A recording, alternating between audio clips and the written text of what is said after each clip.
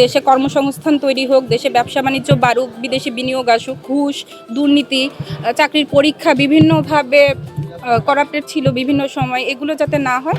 মানুষ কাজ চায়, মানুষ আসলে এই ধরনের স্কিম বা কার্ড চায় না। মহিলা পুরুষ সবাই চায় সুষ্ঠু কাজের ব্যবস্থা হোক। সরকারে থাকার সময় পেয়েছেন, সেবা করার সুযোগ পেয়েছেন, তো সেক্ষেত্রে যেহেতু 2 মাসে তাদের কার্যক্রম আমরা দেখছি অনেক ভালো, তারা বিভিন্ন ধরনের কার্ড স্কিম বিভিন্ন কিছু চালু করছে।